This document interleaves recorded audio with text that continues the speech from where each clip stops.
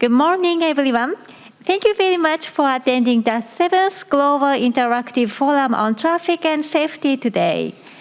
It is now time to start the symposium.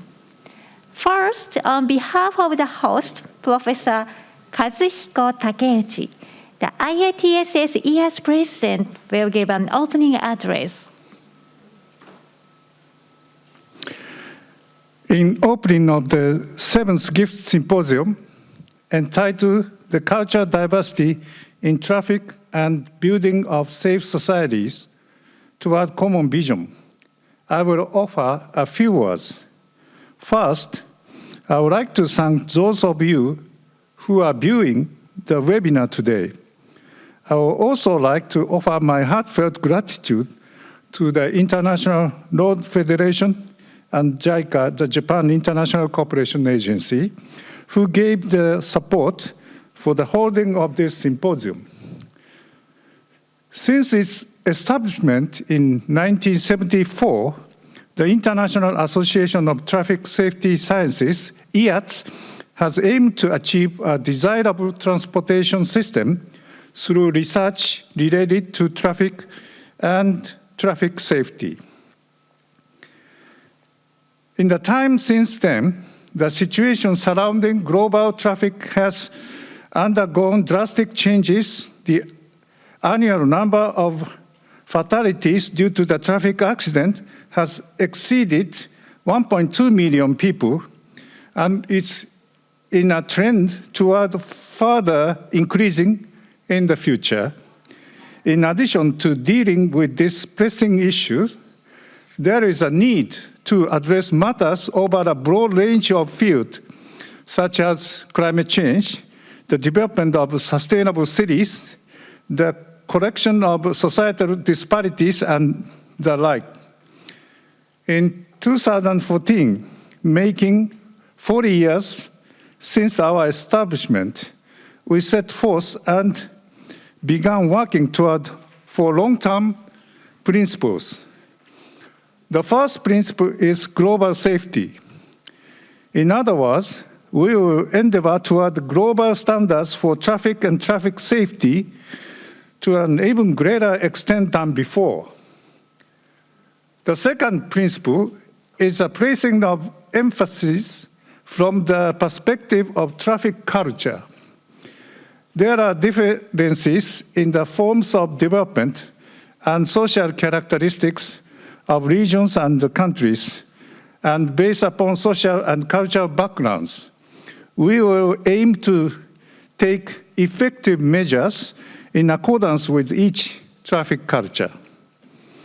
With regard to the third principle, to this point, we have placed importance on an interdisciplinary approach aiming to accumulate comprehensive knowledge that goes beyond areas of specialization. However, moving forward, we have decided to combine not only academic field, but to engage in activities together with government, business experts, users, and so forth, who are broadly involved with the traffic and thereby placing focus on a transdisciplinary approach. The fourth principle is that it is necessary to have continuous joint discussions, not only in Japan, but with the people of the world, going beyond differing values and cultures. In order to do this, I believe we will need opportunity to have discussions where we share our issues. As I mentioned a moment ago, I believe that it is important for us to broadly understand the background of traffic policies as well as attitude regarding the prioritization of policy goals of which country and region as traffic culture, and to have spirited discussions regarding policies and effective measures within the context of these diverse values.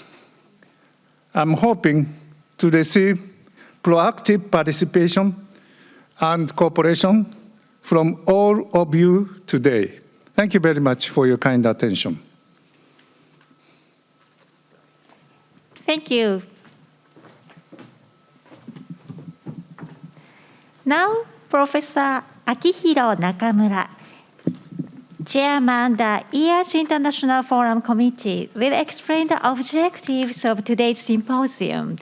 Professor Nakamura, please proceed. Hello, everyone.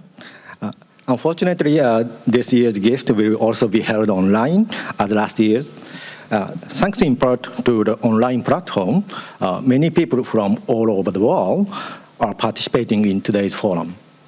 On behalf of the GIFT Executive Committee, I would like to express our gratitude to you all for joining us today.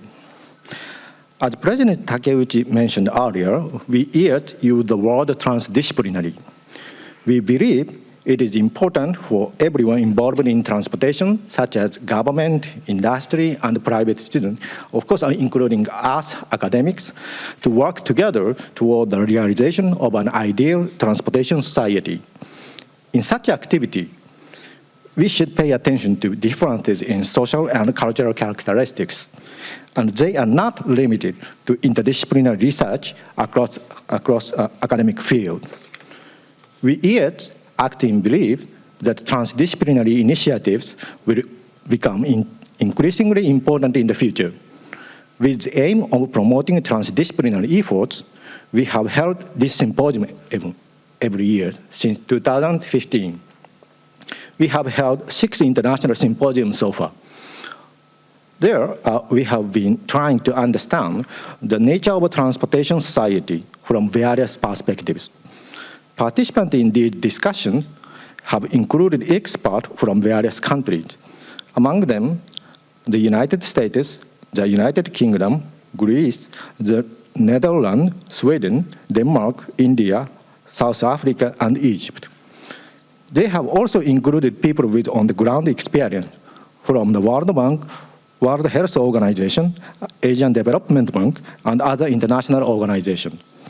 The result has been the sharing of a great deal of knowledge from a broad spectrum of perspectives and experiences. We believe that over these past 6 years, we have successfully created a forum that takes advantage of international networks I have just described. The theme of last year's symposium was diversity in traffic culture and unsafe behavior.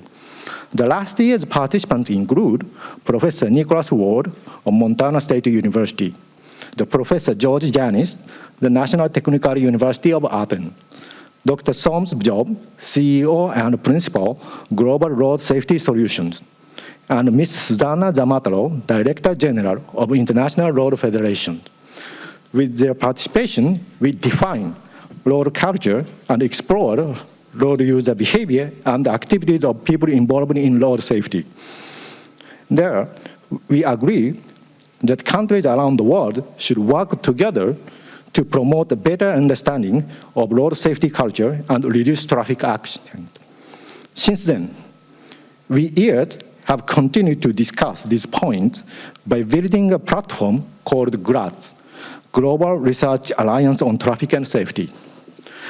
Today, we will present a common vision for reducing traffic accidents as a result of discussion at GRATS, and discuss it with the same panelists who participated in last year's symposiums. The symposium's theme has been expanded in scope from last year's focus on unsafe behavior. This year's theme is cultural diversity in traffic and building of safe societies toward a common vision. Following up from last year, we will discuss the ideal common vision for reducing road traffic accidents with international road traffic accident experts and people working in the field. We hope that symposium will stimulate activities aimed at reducing road traffic accidents. Today's program will begin with a keynote speech titled A Conceptual Framework for the Road Traffic Safety. It will be delivered by Professor Akinori Morimoto of Waseda University, who has been leading the discussions as GRATS project leader at our association, IATS. He will be followed by another keynote speech on Traffic Safety Culture and the Roadmap for Vision Zero by Professor Nicholas Wald of Montana State University. This year's gift aimed to create new knowledge through exhaustive discussion and organic linkage between academic and practical field. We look forward to seeing lively and free interaction. Although our time will be limited, I hope that everyone here will find our gathering today meaningful.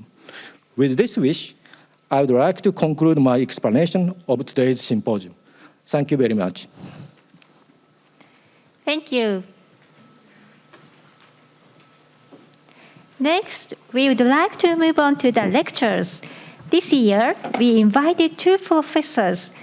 First, Professor Akinori Morimoto, Chairman of the Global Research Alliance on Traffic and Safety, GRATS, will give a lecture. Professor Morimoto, please proceed. Thank you very much.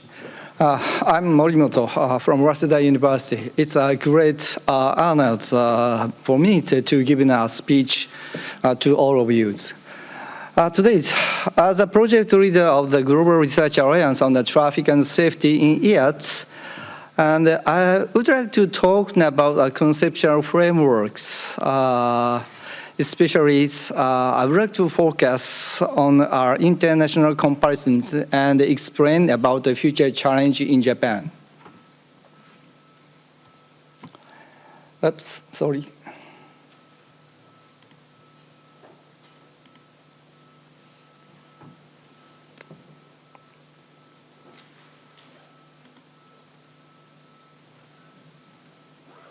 First, I would like to briefly touch on the current status of traffic accidents in the world. According to the WHO statistics, 1.35 million people died in a road accident every year, which is the 18th leading cause of the deaths for the people of all ages. Please imagine that 3,700 lives are sacrificed every day. Although the rate of the road traffic deaths is not worsening in recent years, the number of the road traffic deaths of the world roads remains unacceptably high. Especially 93% of the world fatalities on the roads occurred in low and middle income countries.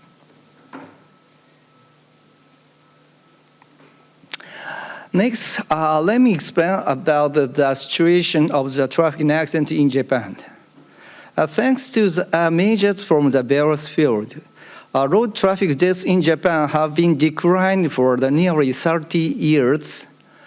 In 2020, the total number of the fatalities caused by the traffic accident was 2,839, the lowest since 1948.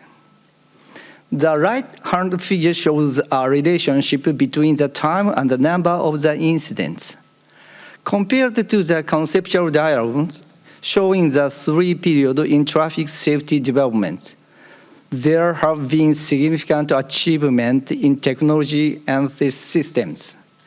Furthermore, in order to reduce the traffic accidents, it is important to take a road safety culture approach. Looking at the change in the road fatalities since 2013, many low and middle income countries have seen an increase in the number of the road fatalities.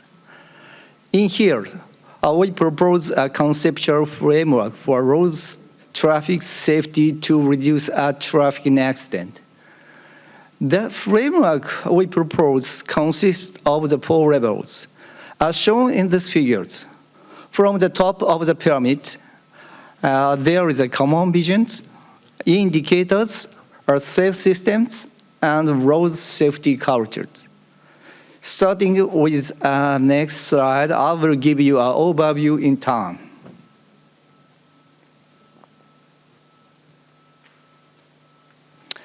An important part of the common vision is Vision Zero, which was adopted in Sweden in 1997.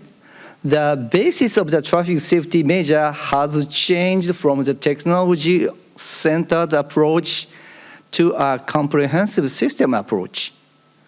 Many countries share these ideas, and the safe system approach spreads to the other countries.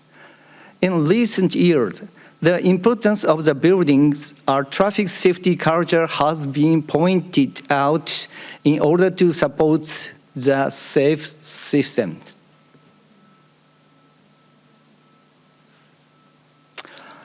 Let me explain what kind of basic principles are written in the plan for the countries and the international organizations.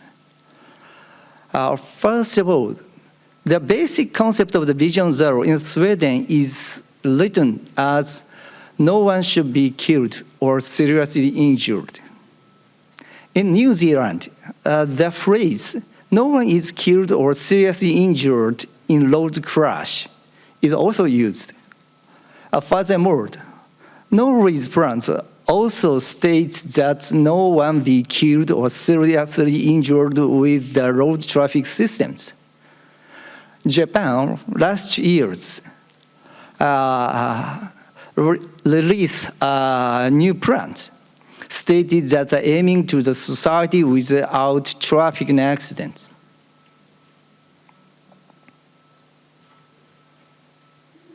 Next, look at the basic principle of the plan in international organizations. The global plan for the decades of the action for road safety, released by the United Nations in 2010, clearly mentions safe systems. In particular, it is common knowledge around the world that it starts from the acceptance of the human errors, and there's a realization that the traffic crash cannot be completely avoided. A new decade of the plan released last month by WHO in response to this plan add effective governance as a central aspect of the implementation of safe systems. Furthermore, the EU Road Safety Policy Framework for the 2020s mentions a safe system approach and shared responsibility as its foundation. Road safety is also an important issue in SDGs and is positioned in the Goal 3. Target 3.6 states by 2020 have the number of the global deaths and injuries from the road traffic accidents. Summarizing the goals of the countries and international organizations, a shareable common vision can be expressed in the following terms. We all share a common responsibility to create a safe traffic society where no one is left behind. Next, I would like to summarize the indicator related to traffic safety. Road safety measures are traditionally known to be summarized by the 3 E's, which is education, engineering, and enforcement. On the other hand, a variety of the measures have been proposed. Similarly, there are acronyms begin with the E, such as exposures, examinations of the competence and fitness, emergency response and evaluation.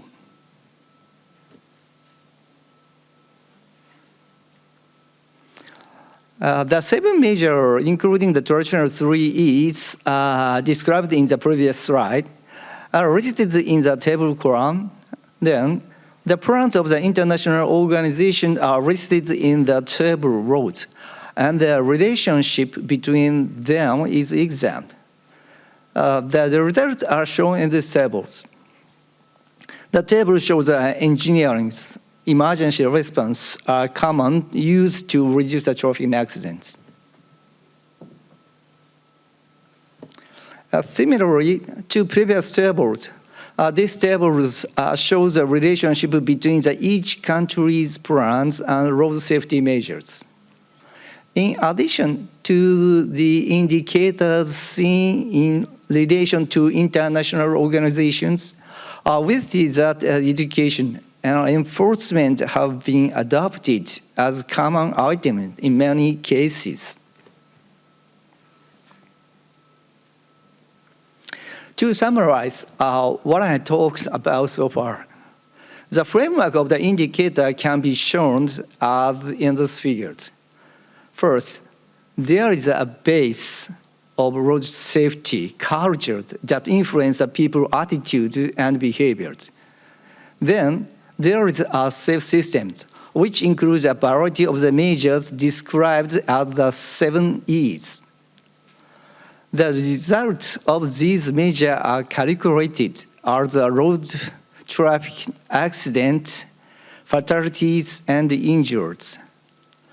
This is the outcome indicators of the road safety.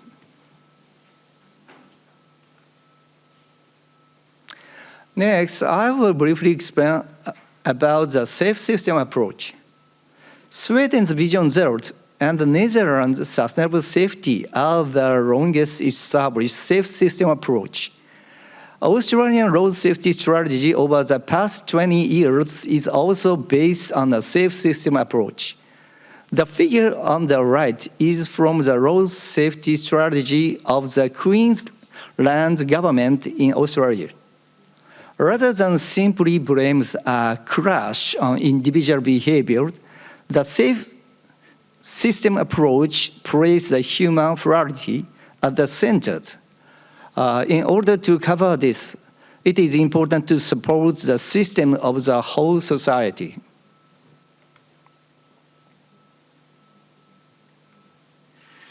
At the end of the last month, WHO released its global plan in cooperation with UN Road Safety Collaborations. This is a plan to reduce road traffic deaths and injuries by at least 50% by 2030. In this diagram, you can also see the 3 E's and the other safety measures I explained now. The global plans call on the governments and partners to implement an integrated safe system approach.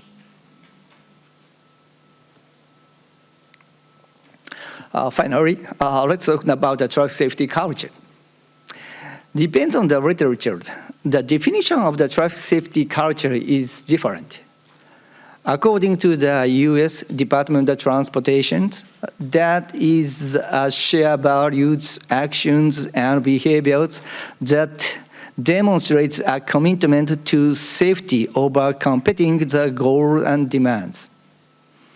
This conceptual diagram was taken from the website of the Center for the Health and Safety Culture at Montana State University. The center of the circle shows the reduction of the traffic fatalities and the safe system principles surrounded. And the culture is shown in the outermost part to encompass all of these. This slide was shown by the Professor Nicholas Wald in his presentation at last year's symposiums. This slide titled "The Shared Understandings" gives us a clear idea how we can understand the path towards the vision zero. He told us, traffic safety is our foundation. The safe system approach is our strategies. Vision zero is our target. In addition, Professor Wald presented a process to sustain transformation of traffic safety culture. I think he will talk about the detail directly in the next lectures, but I will explain a little about it. In order to build a safer traffic culture, he explained, cultural transformation strategies are expected to be used as part of a strategic plan to integrate all relevant forms of traffic safety intervention. This ideology is enhanced by the safe system approach. In this context, new strategy to understand and transform the culture will make the people safer by nature, by making the safer speeds part of our social identities. Now, let's talk about the new transportation societies. Traffic accidents caused by the motorizations have entered a new phase with the birth of the new transportation systems. Looking back at the histories of our transportations, the primary means of the transportations has changed from walking to railroad to cars. Half a century has passed since the popularization of the car, and the new transportation systems such as LRT and BRTs have emerged one after another. Recently, ride sharing using information and the communication technologies has rapidly spread around the world. And finally, the practical application of self-driving car, autonomous car, has begun. I believe that the next generation of the transportation will be our human-centered transportation systems. In the coming years, people are free to choose the transportations according to their needs.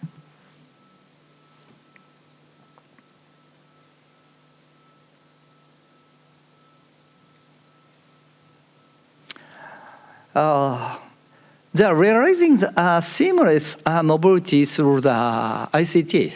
Information and communication technology has already begun. Mobility as a service, so-called MaaS, is one of them. And it started in Helsinki in 2016, placing the walking at the center of the transportations and using the ICT to connect it with other transportations. This is a human-centered transportation systems. This new transportation system will not only ensure the traffic safety, but also build a sustainable city and be environmental friendly. This will also lead to a carbon neutral society.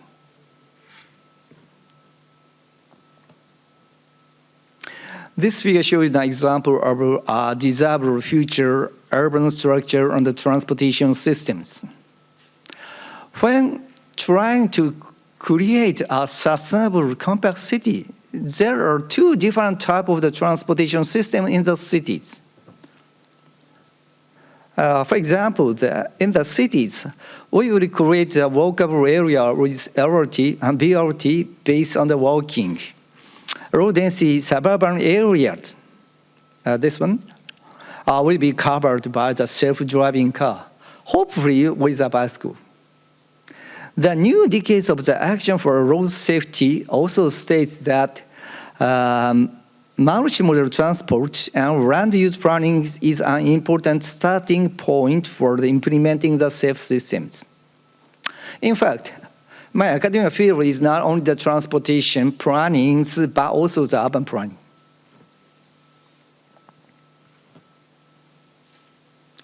In the closing topics, I would like to talk about our roles and challenges. This year, Japan government launched the 11th Fundamental Traffic Safety Programs. Among its basic principles, it states that ultimately, we aim to make a giant leap toward the realization of the society without traffic accident and a traffic safety society that leads the world. The target was to achieve the safest road traffic in the world, with less than 2,000 fatalities per 24 hours. If we can reduce it by 30% in 5 years, we can have it in the 10 years. This target is the same as the WHO targets of at least 50% reduction. Furthermore, The Japanese government has made it clear that it is important to share and utilize the Japanese knowledge with the rest of the world, and to promote the international cooperation and collaboration. The Japan International Cooperation Agency, so-called JICA, launched a road safety platform this year. Its target is to halve the number of the deaths from road traffic accidents in target countries by 2030. In order to achieve these goals, JICA has enhanced its collaborations with the IATs, academic organizations, and the private sectors.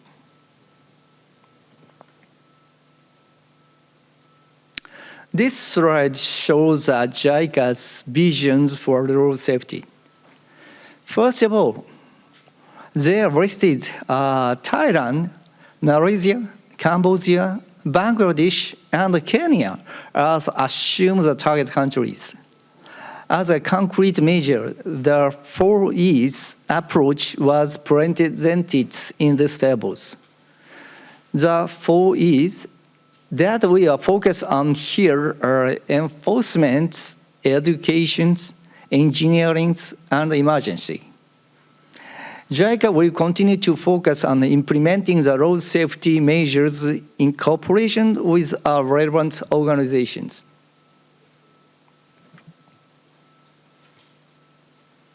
The global plans, Decades of the Action for Road Safety 2021 to 2030, was released at the end of the last month. Looking at the role of the academia, civil society, and youth, academia and the research institute played an important role in generating the evidence to help the government and the other actors understand the nature of the problems as well as identify the effective solutions and strategies. According to these global plans, we are also expected to keeping the road safeties on the government agendas and uniting stakeholders with common goals.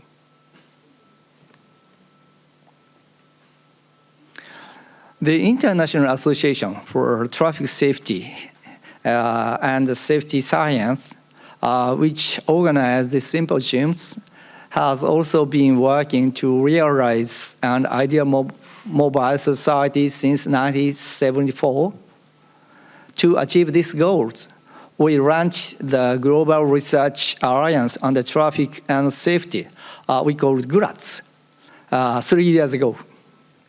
The mission of the GRATS is to share the vision of road safety and to practice that role of IATs in the world.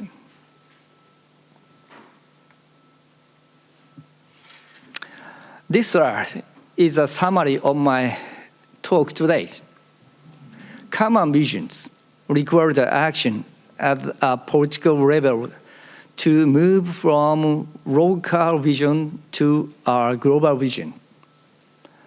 The indicators can be divided into common indicators and domestic indicators, which need to be developed at a scientific levels. The safe systems has a variety of the measures, including the traditional 3Es in the practical levels. Furthermore, it is important to design a society that reflects our traffic safety culture. And traffic safety culture consists of the basic elements and the social factors that's varied by regions and are cultivated at the civic levels. The visions we need to understand is that we all share a common responsibility to create a safe traffic society where no one is left behind. Thank you very much for your attention. Thank you. The next lecturer is Professor Nicholas Wald, Director of the Center for Health and Safety Culture, and Professor of Industrial and Management Systems Engineering, Fontana State University. Professor Wald, please proceed. It won't let me share at the moment. Somebody else sharing? There we go.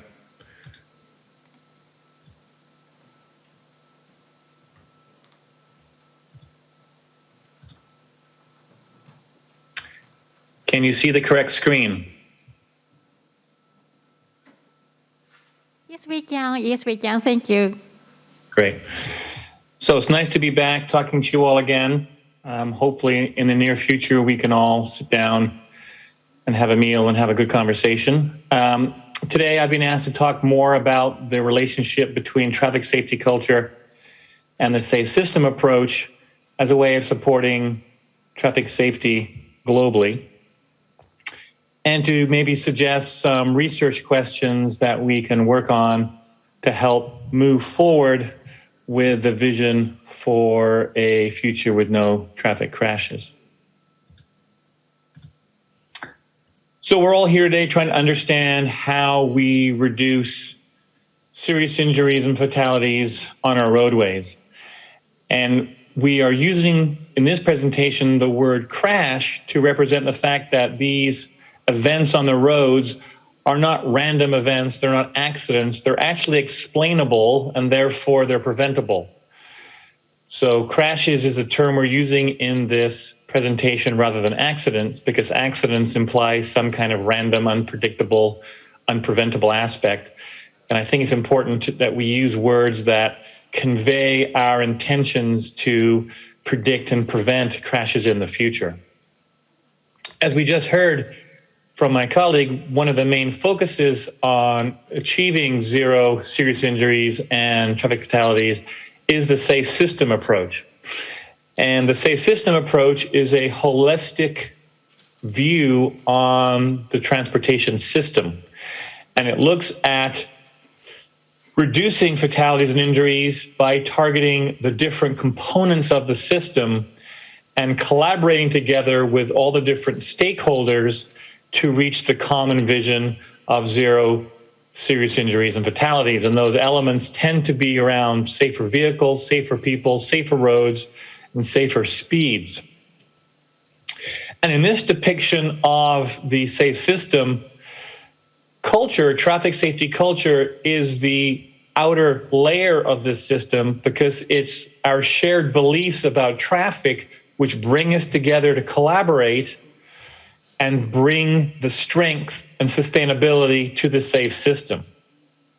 Here in the United States, one of our traffic engineering associations has this quote recognizing that creating a positive, strong traffic safety culture is central, integral to using the safe system approach as a strategy to eliminating traffic fatalities.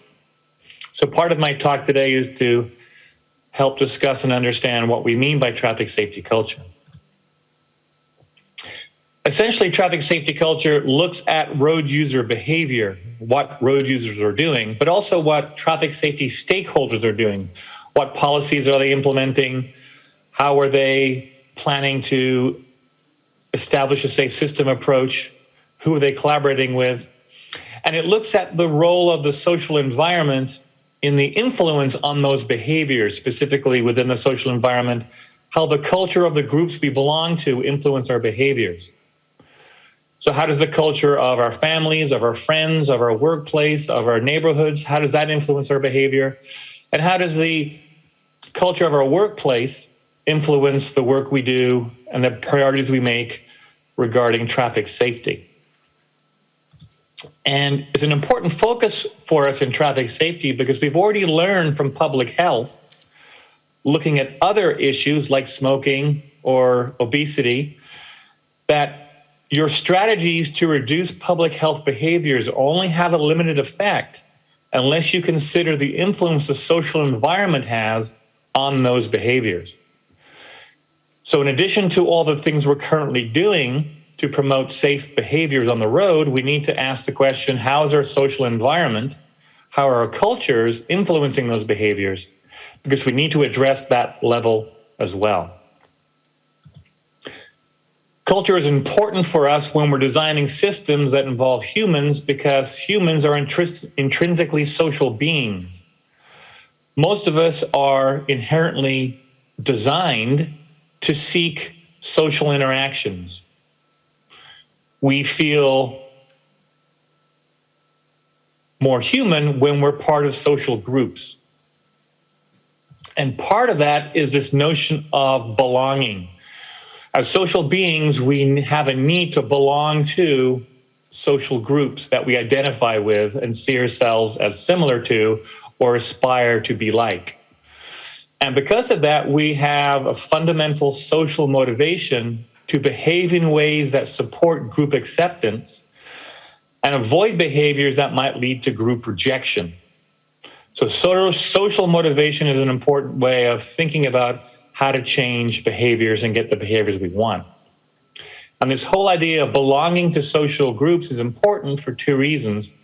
One is part of the way we identify ourselves, our social identity, how we define and see ourselves, is defined in terms of the groups we belong to.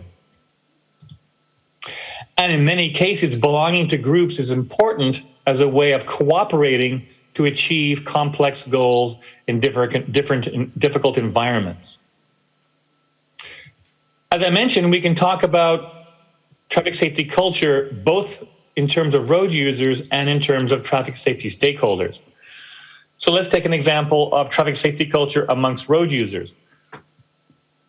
At least in the US, there's a very popular franchise called The Fast and the Furious, which are movies about driving very fast. So if we think about car commercials and movies, those are artifacts that show us what we think is important in our culture. And in many commercials, car company commercials, and in movies, driving very fast is shown to be desirable, interesting, fun, even sexy.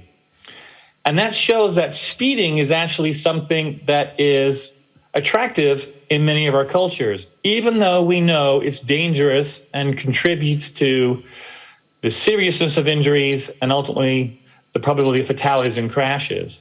So whereas traffic safety practitioners were trying to get people to slow down, we have this social cultural influence that finds speeding attractive. For example, it gets us to places quicker, it saves time, and time is another value in many of our cultures. So that's an example how the culture around a particular road user behavior, speeding, makes it more difficult for us through traditional methods to stop speeding. The same thing can be talked about in relation to stakeholders. Part of the safe system approach requires that different stakeholders from different disciplines come together to collaborate. We need to step outside of our silos and work with other people from different disciplines on this issue of traffic safety. We can ask the question, do we yet have that culture as stakeholders where we feel motivated, compelled, excited to step out of our silos, to cross the street and to talk to other stakeholders that can help us with our common traffic safety problems? This is a picture I took at a traffic safety conference where it was mostly traffic engineers. And we had tables set up for other disciplines and they weren't there. And that was probably our fault for not inviting them and being intentional about ensuring we had all the right stakeholders at this event. So as we think about moving forward with the safe system approach, as we think about trying to move to a global goal of no crashes, how do we decide who the right stakeholders are to partner with, to collaborate with? Ultimately, our goal of looking at traffic safety culture is to transform the traffic safety system. And the transformation involves changing the relationship between stakeholders and road users. So at the moment, we have stakeholders who take actions that impact road users to change their behavior so they're safe. We create laws, we enforce the laws, we put speed bumps down. But what we need to think about is, what is the culture of our stakeholders? Because what the culture of the stakeholders is determines the kinds of actions, the kind of strategies they decide to take. So imagine in the future where we have stakeholders recognizing that the road users' behavior is based in part on the road users' culture. If we then have stakeholders developing strategies that are designed to change road user culture, we're also going to get those behavior changes. And because those behavior changes are based on a new road user culture, it's going to be more sustainable. And ultimately, you want to create a road user culture that craves safety, that prioritizes safety, so that road users as a community ask their stakeholders to do more to improve safety. And then you get this synergistic cycle where stakeholders do strategies that result in the prioritization of safety amongst road users. Road users then react by asking for more from their stakeholders to help them be safe. And that's the ultimate transformation of the system we're trying to achieve. Now, we've talked about a number of words that are important to this conversation: traffic safety culture, safe system approach, and Vision Zero. And it's important as we talk together, especially when we have the issue of different languages involved in the conversation, it's important that we have some common language to work with. So the first is traffic safety culture. What do we mean by that? Well, here's a definition that we've developed before that defines traffic safety culture as the shared values, assumptions, and beliefs that influence the behaviors not only of road users, but also of traffic stakeholders. What do we mean by the safe system approach? There are quite a few definitions of that, depending on which country you're talking about that's implementing the safe system approach. But here's one that I like, which talks about the holistic view as a framework for understanding who's responsible for traffic safety, a shared responsibility amongst users and stakeholders. And finally, we have a definition of Vision Zero. It's used, different words are used to describe it, but it's basically a shared vision that the elimination of traffic fatalities and serious injuries is the morally right thing to do. No single fatality or serious injury is ever acceptable. So those are the three key concepts that we're talking about that we need to understand and agree on as we move forward in these conversations. As the previous speaker mentioned, as well as understanding what we mean by these terms, we need to understand how they relate to each other and how they support each other. So here we have those three concepts: traffic safety culture, the safe system approach, and Vision Zero. How do they relate to each other? So the first thing I'd point out is that Vision Zero is our goal, it's our target, it's what we're trying to achieve in the future. It's our measure of success. And the safe system approach is the strategy that we're adopting to try to get to Vision Zero, just like we focused before on putting seatbelts into vehicles and changing the crash worthiness of vehicles and developing formal driver education programs. We've tried lots of things in the past, and now we're trying the safe system approach as a new envisioning of how to achieve Vision Zero, which incorporates not only the things we traditionally do, but new and innovative ideas around transforming traffic safety culture. The safe system approach, as I mentioned, involves all the components of the roadway system: the vehicle, the road, the user, and speeds. And we also need to think about the different stakeholders involved with that process. So the stakeholders can involve traditional traffic safety stakeholders like transportation and traffic safety organizations, but there are also other non-traditional stakeholders that are still relevant, such as schools, workplaces, community organizations, and so forth. And even our family and peer groups have an influence on us in traffic safety. So we need to be thinking not only in terms of the different components of the transportation system, but also the different social groups that have an influence on our behaviors in that transportation system. Now, traffic safety, as I said, is sort of this concept of our shared beliefs that affect our behaviors. That idea of traffic safety culture has a number of influences. The first is, unless we have a strong value for traffic safety, we may not adopt Vision Zero. So growing a strong traffic safety culture, first of all, prioritizes traffic safety and enables us to adopt this bold vision of Vision Zero. The second thing it does, as I mentioned, by creating a traffic safety culture where we recognize the need that we need to work together, to cooperate, to share, to align, helps us form a safe system approach. And finally, within that safe system approach, having a strong traffic safety culture lets us recognize the role of culture in road user behavior and to develop innovative strategies around transforming traffic safety culture as a way of changing and sustaining changes in road user behavior. So how do we make these changes in traffic safety culture? There are several models for change and cultural change available in literature. This is one that we use in our center. It has 7 steps. It starts with developing a coalition of stakeholders across the social ecology. So we include people from the community, people from schools and workplaces. We include family and friend groups together. We look for all the different relevant stakeholder groups and bring them together and work together to plan and advocate for cooperation and reaching a common vision. The next step is to measure the current culture.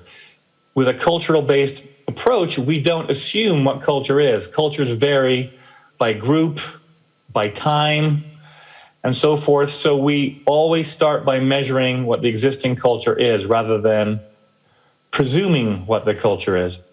And that gives us a baseline to start looking at change once we start developing strategies. So the third step is to evaluate the measurement of culture and start looking at what we're already doing amongst all these stakeholders to address the question and see if we're missing any strategies that could help us move forward, and how do we integrate and align all these strategies towards, for example, distracted driving or drunk driving that the different stakeholders are using.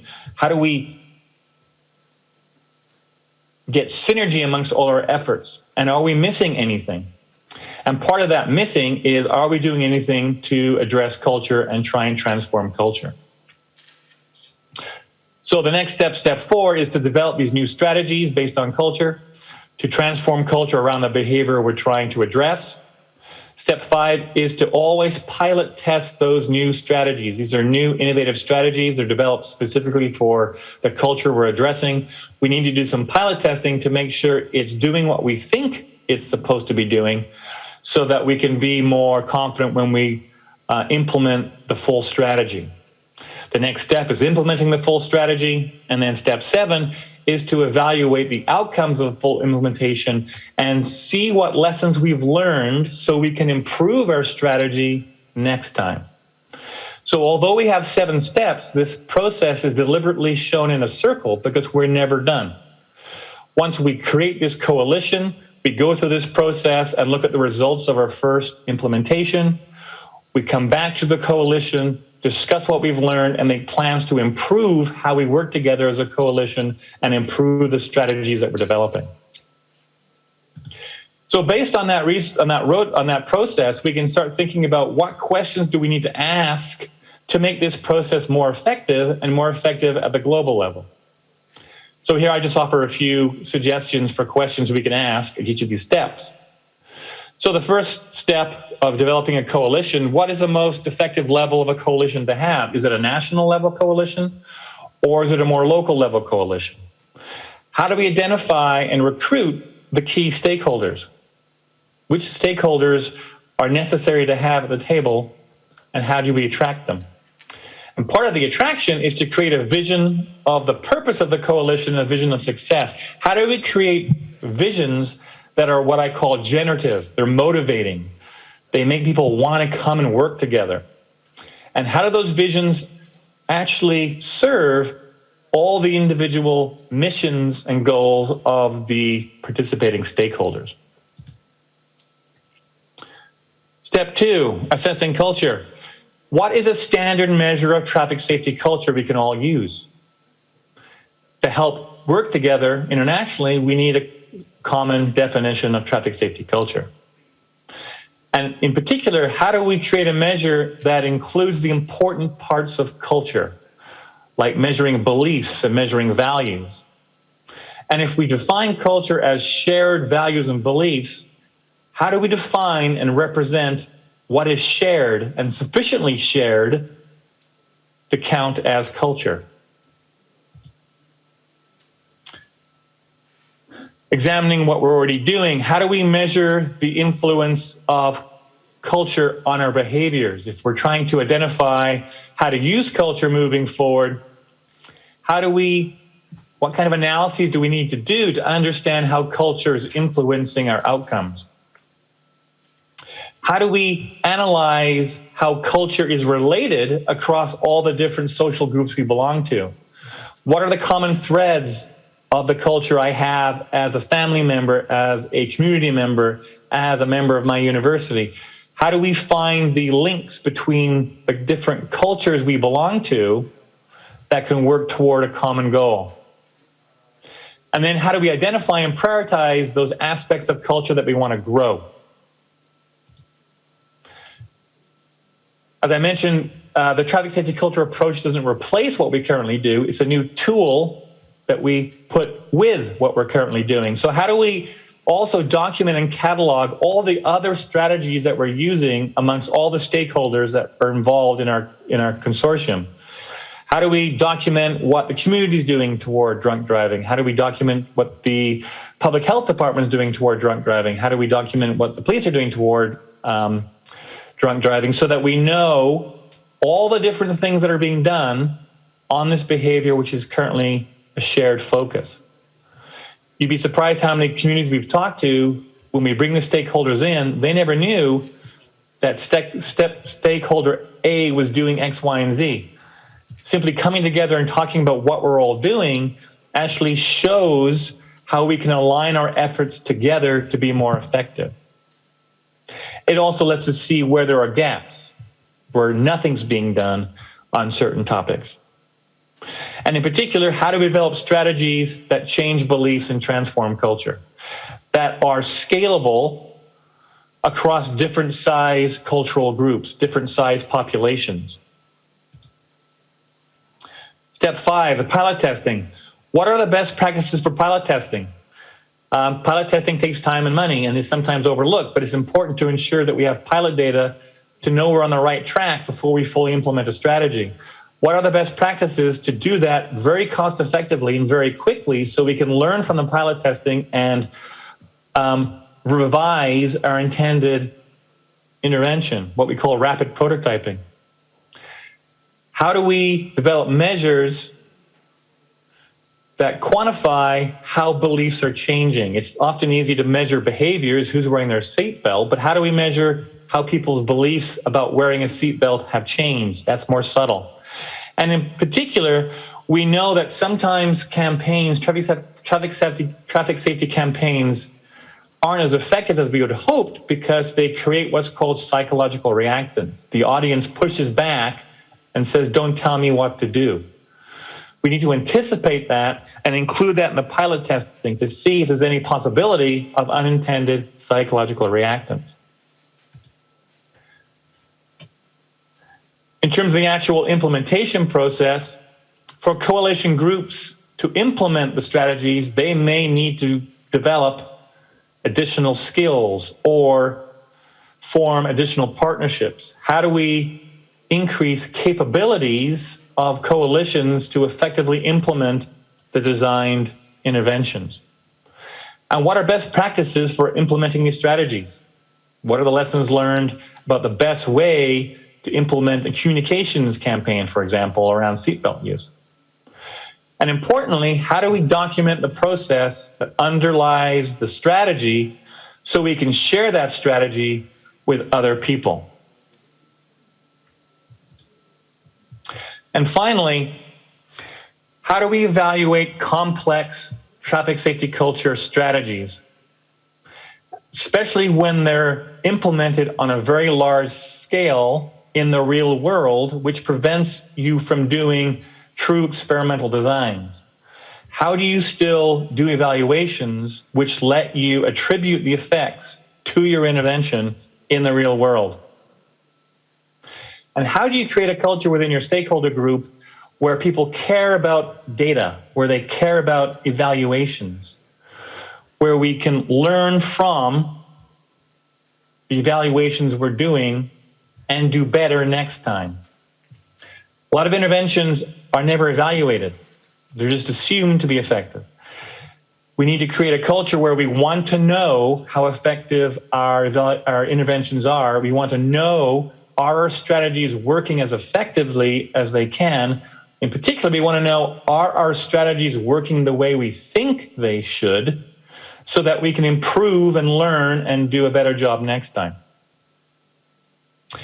And because these coalitions are based on cooperation, how do we measure and monitor the amount of cooperation amongst coalition members?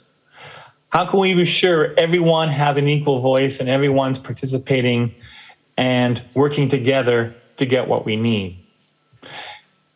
And part of what we're talking about here is evaluative thinking, which is a mindset where we want to learn from the data we collect about what we're trying.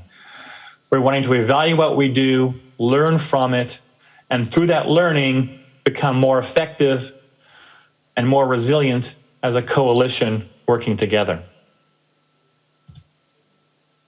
And with that, I just want to show you a video from here in the US that shows this idea of working together to reach Vision Zero.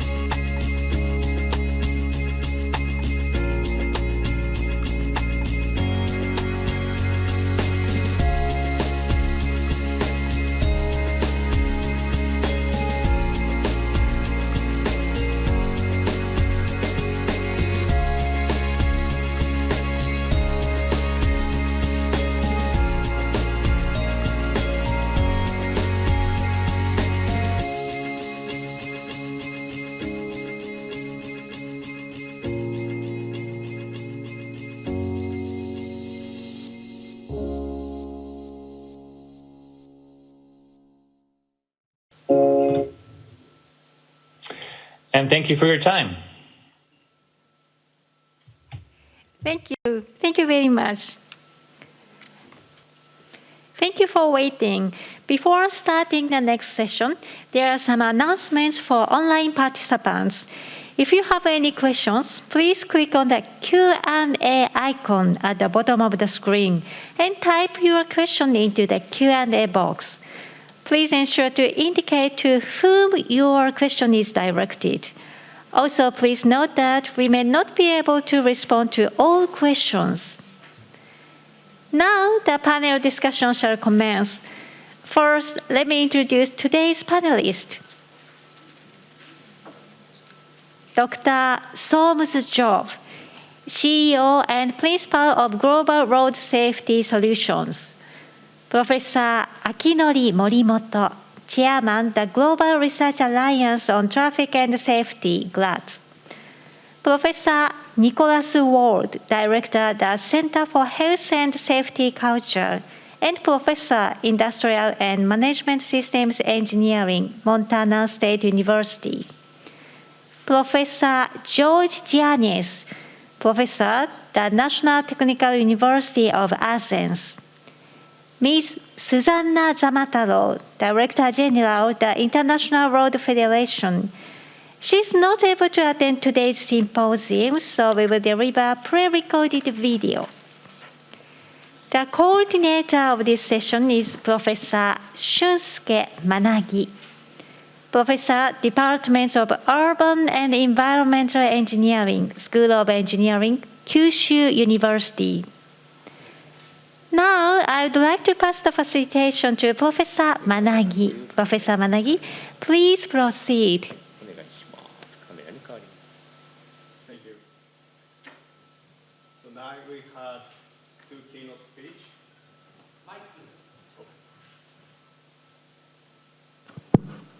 Thank you. Now we had two keynote speech. First, Akinori Morimoto has shown the conceptual framework for the road safety in the different dimension from the international association activity, also from the different countries' activities. Then Nicholas Wald has shown about the roadmap to the Vision Zero using the positive culture framework and several others. We're going to have now two separate sessions. First, three speeches will be provided from the Solms Jobs, Geroge Yannis, and Susanna Zamataro. After that, we will be having the panel discussion from the fourth speaker we have been listening to it. And in each sessions, we get the comments from the webinars. Those questions may be taken into account in that sessions. First, we're going to have Solms Jobs for the 10 minutes talk, please.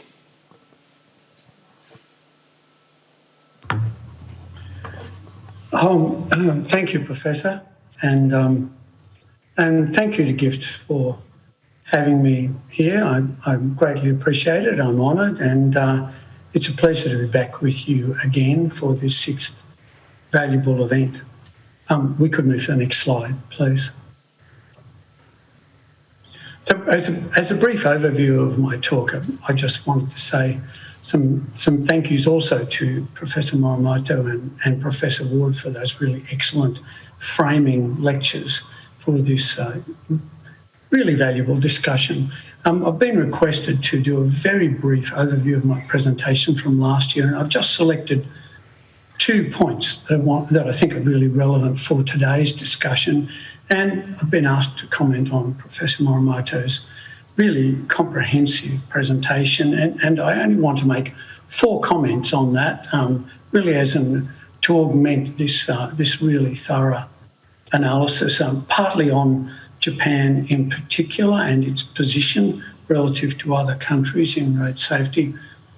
I want to comment on the priority order of focus we might have for road safety and the interactions and intersections of culture and systems, which Professor Ward has partly covered. Thank you. Next slide.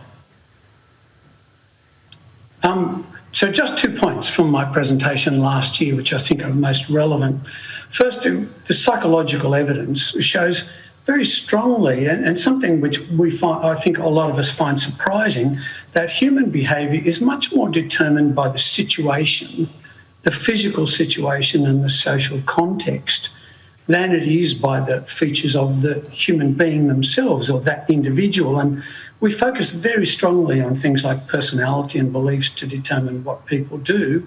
But actually, if you follow people around for days and different people, we say, well, that person's very extrovert, they talk a lot, and that person's very introvert, and we think of that as the main determiner. But actually, the main determiner of how much anyone talks is the situation, and not the personality at all. And so we really need to take more account of the physical situation when we're trying to change people's behaviour, as well as the cultural situation.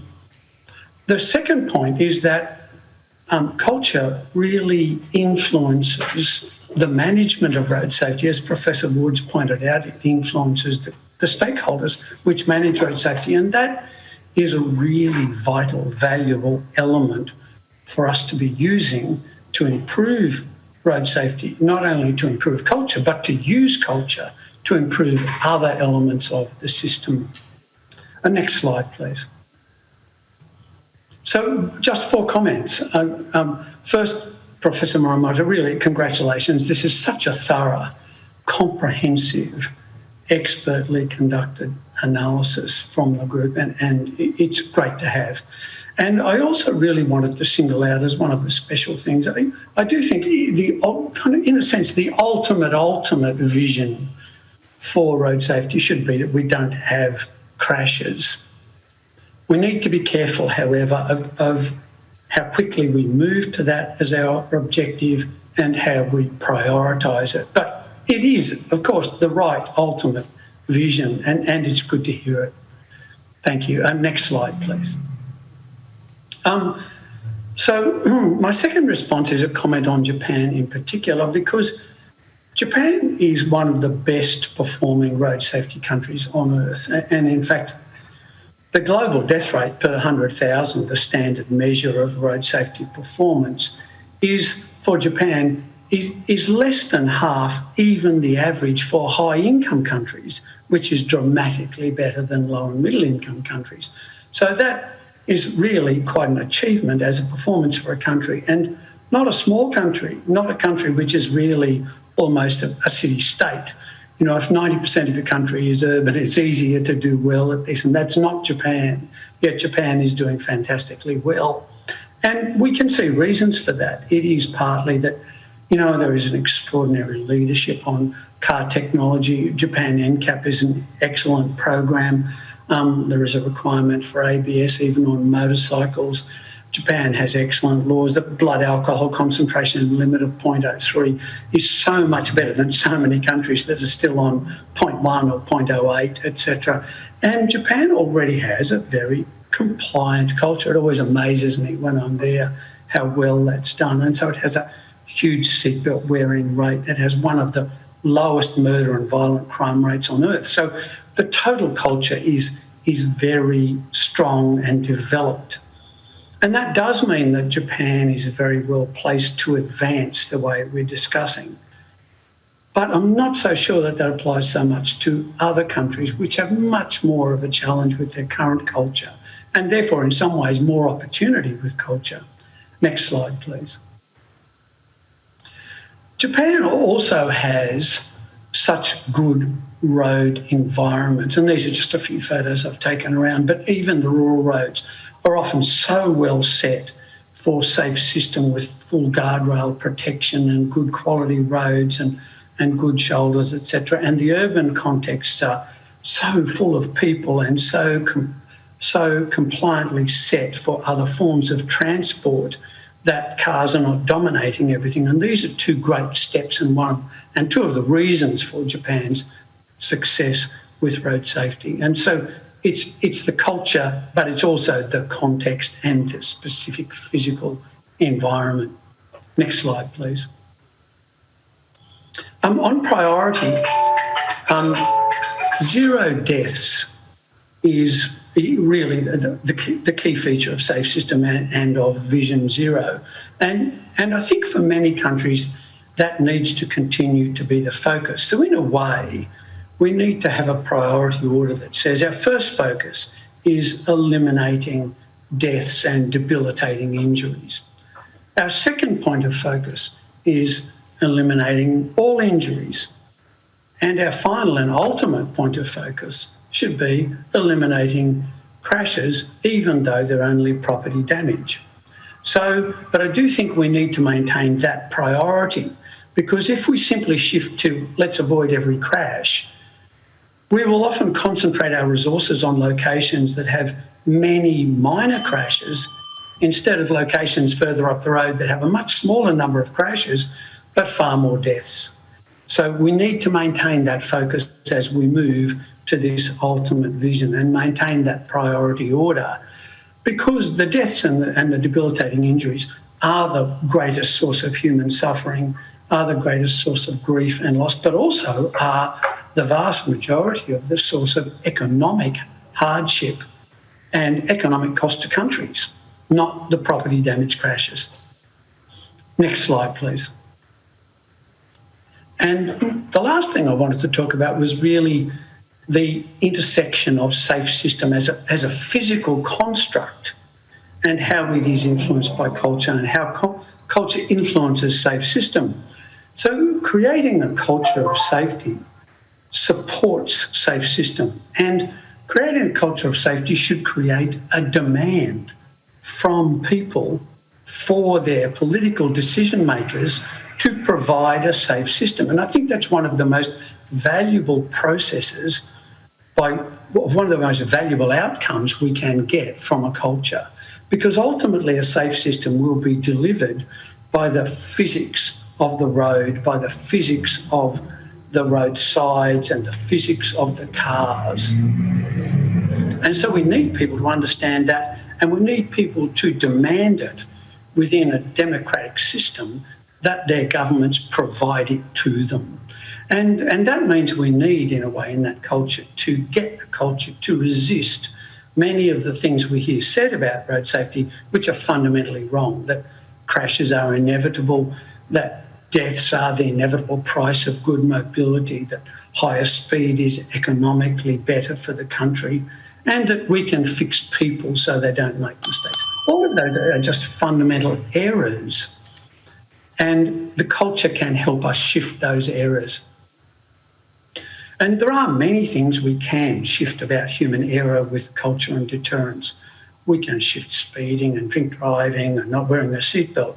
But there are other more deeply fundamental errors that humans make, like momentary lapses of concentration or medical episodes or misjudgments, that where we really need the system to protect us from those inevitable errors. And so we need a culture and a context, a physical context, which work together. And having a good physical context also changes the way people behave. So we know, for example, the simple things. If we narrow the lines by which we mark a lane, people slow down.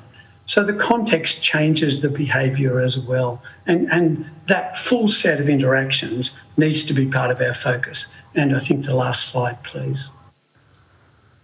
So it's been brief, but thank you for your attention. I look forward to further discussions next. Thank you, Soms. It is great that so much discussion about the cultural difference, especially what you are saying about the situation matters more than the personality. It matters when we are trying to solve the question for how we're going to reduce to the zero crashes, not just for the zero deaths and the injuries. This is a great point. Next, we move on to the talk by the Geroge Yannis. George, please.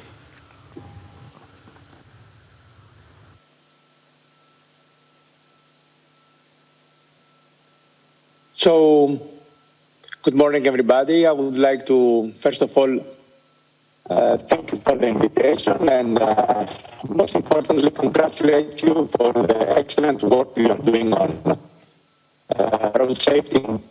And it's true that traffic safety culture is a key area that you are leading the discussion globally, and this is very important, not only for Japan, but globally.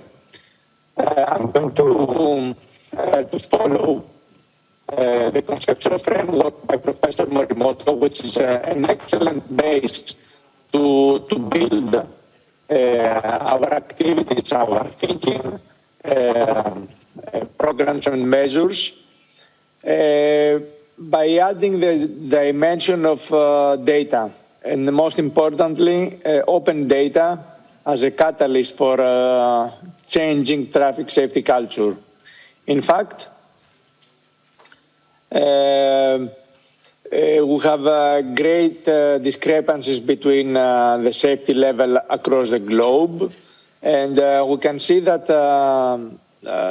traffic accidents, crashes are really having different characteristics between even the different continents. We can see that pedestrian fatalities range from 14% to 40%, or power two-wheeler fatalities range from 9 to 43%. So different problems, different solutions, and of course behind this there is different cultures. And this diversity in the road safety cultures depends on the different levels of economic development, GDP growth, the different levels of transport system development, the different traffic patterns, mainly, of course, the modal share between pedestrians, power two-wheelers, passenger cars, but also public transport, and of course the different risk perceptions, and the pattern still not always uniform, because we can see that on several cases rich countries do not perform better than less rich countries. In terms of how we can measure traffic safety culture, here we have to highlight that there are several levels. First of all, of course, we measure traffic safety performance through crash exposure and performance indicators. But following the pyramid, the conceptual framework of Professor Morimoto, we have to follow and monitor safe system approach indicators like monitoring, implementation, and evaluating, as Professor Wald also mentioned. And of course, we have to monitor the perception and the road users' behavior in terms of stated attitudes, beliefs, and recorded behavior. For the traffic safety performance, of course, crash data are not enough.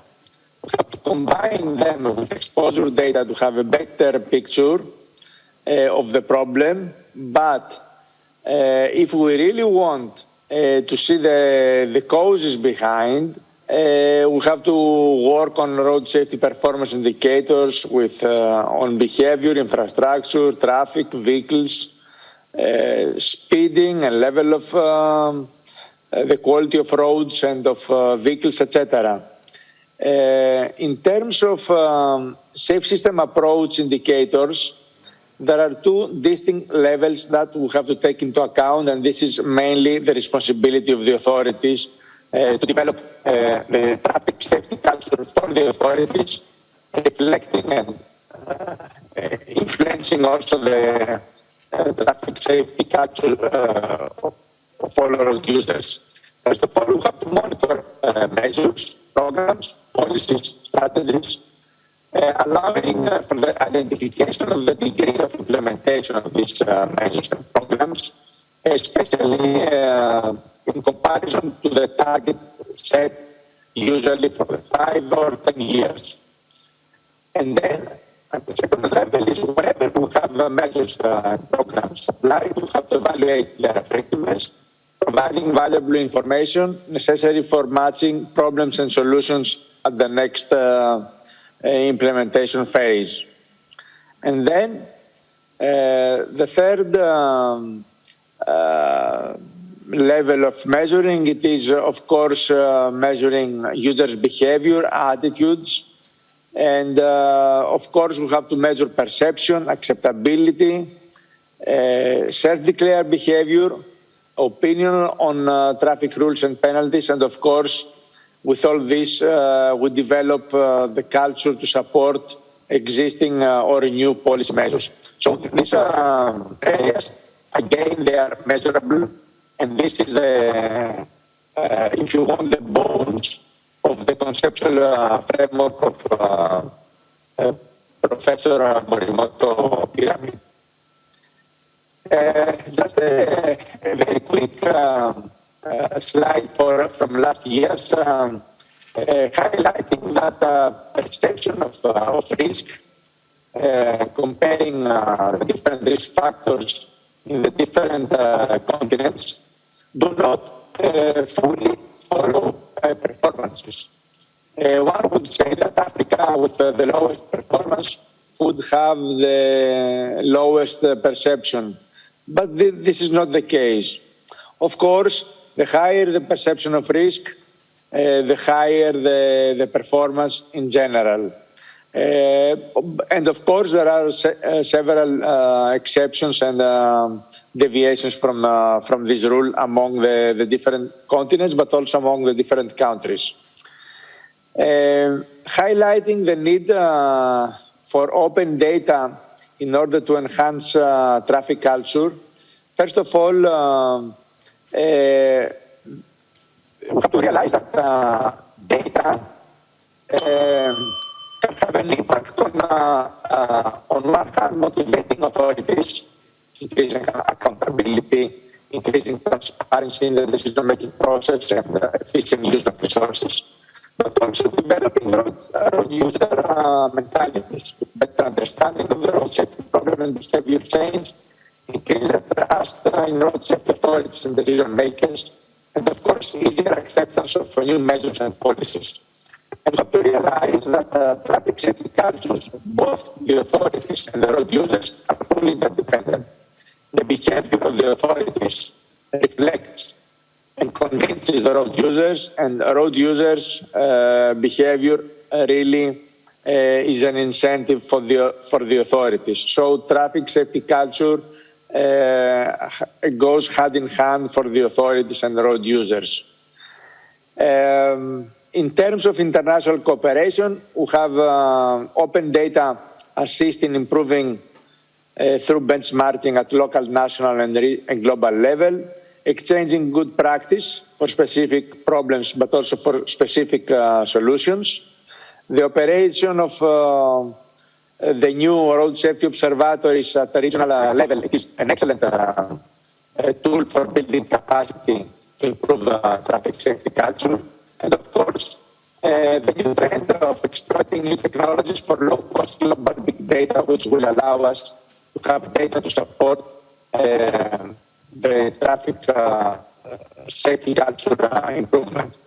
In conclusion, we have to say that open safety data knowledge available to all are the key for cultural and behavioral changes of both the road users and the authorities.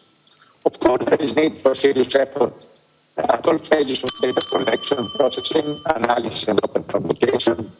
And also, we need continuous safety monitoring and accountability that can enhance traffic safety culture.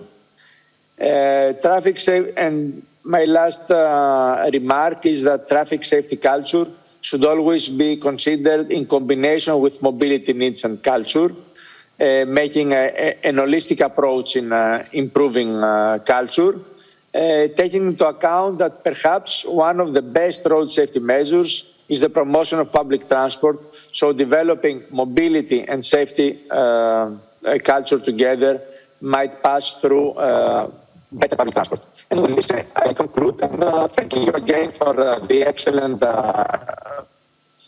conference and the excellent contribution to global road safety. Thank you. Thank you, George. So what you're saying for the open data as a catalyst is very important, because once the data become more available, especially the global data, even the other countries' experts can analyze and provide suggestions, and the policymaker or industry can utilize to make actually to the zero accident in the end. So this is a really useful talk. Next will be the Susanna Zamataro. Her talk will be the pre-recorded one. Please go ahead. Good morning, and thank you very much indeed for the opportunity to join you, although virtually, to this year's symposium as well. My name is Susanna Zamataro. I'm the Director General at the International Road Federation, the IRF. And we at the IRF are extremely pleased of the collaboration we have now established over the years with the International Association of Traffic and Safety Sciences. I'd like to start by saying a few words about the International Road Federation. Also, for those of you who are joining us for the very first time this year, we are an independent, not-for-profit organization operating from Geneva in Switzerland, but operating globally, so we cover the entire world, and with activities structured around three main strategic pillars: knowledge and information sharing and dissemination, connecting businesses, people, and organization, and policy and advocacy work that we do at national and international level. When it comes to knowledge and expertise, we do collaborate with a number of other sisters organizations or research institutions, universities, like in the case of International Association of Traffic and Safety Sciences, the University of Birmingham, the Qatar universities, and other, really providing access to and sharing of cutting-edge knowledge and expertise. We do that also very often through the IRF committees as well.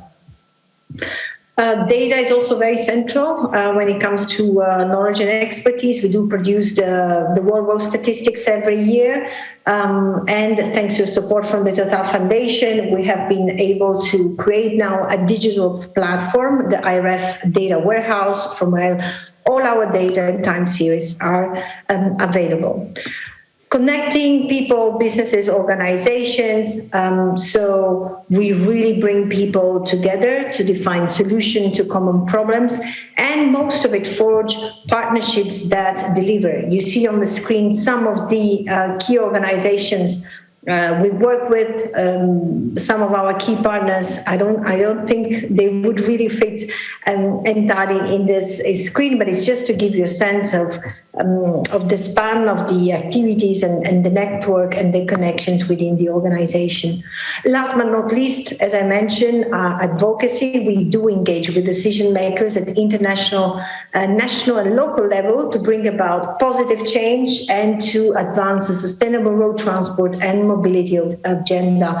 The Decade of Action for Road Safety, of course, is one of the key pillars of our advocacy work right now, and I'm very pleased for the opportunity to share with you some information, but also some ideas today. When it comes to our road safety work, on the screen you see some examples of how we do work on road safety. We do tremendous work on training and capacity building, road safety audits, road safety management, but also working with local authorities, national authorities to review and update, for example, road design standards. When it comes to projects and data, a lot of our projects, when it comes to safety, focus on low and middle income countries, because that's where the need, most of the need is, and the span from advancing their capacities in terms of data and capacity to analyze and manage data through really trying to sustain and help them in putting up adequate road safety management systems. Last but not least, our knowledge center, the Global Transport Knowledge Partnership, GTKP, where you will find a whole host of information and very useful knowledge when it comes to road safety. So I strongly encourage you to visit that website. The center hosts as well some of the knowledge products that are produced, the knowledge items that are produced within the United Nations Road Safety Collaboration Group. Now, coming to the topic that we have at stake today for the conference.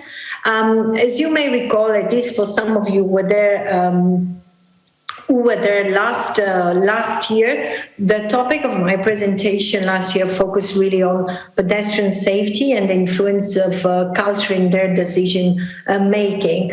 And the simple reason why I chose that topic is because of the figures that you see on the screen.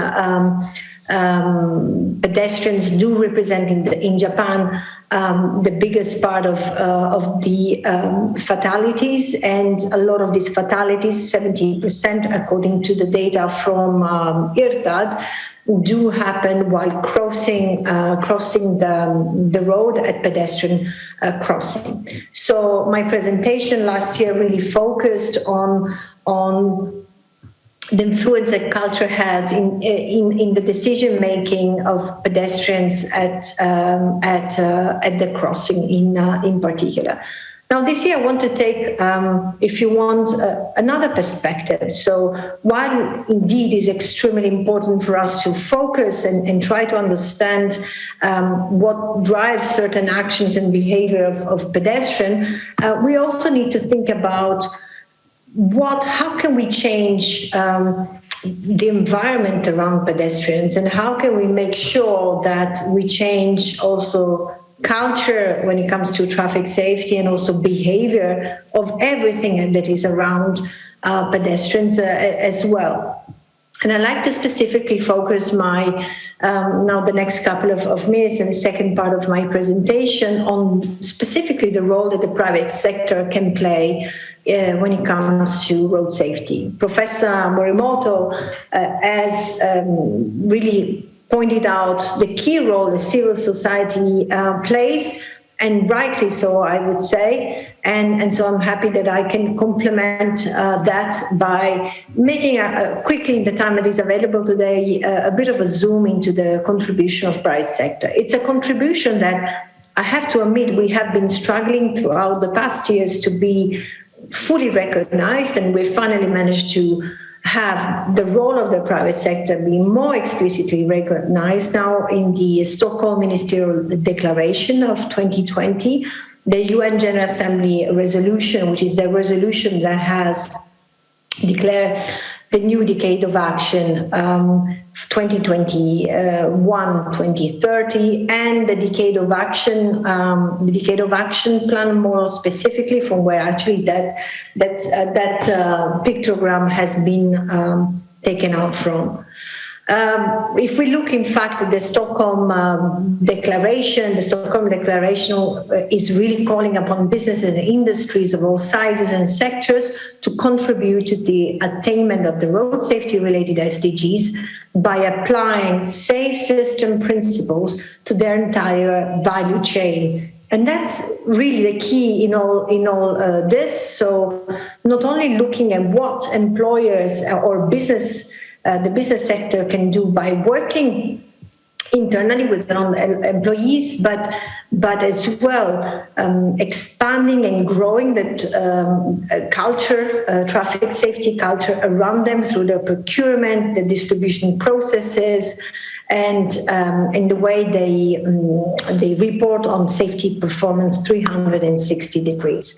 There are three key points that I think private sector, we could say private sector is really good at. The first one is really changing behavior and raising codes of practice. We'll come back to that in a few moments down in my next slides.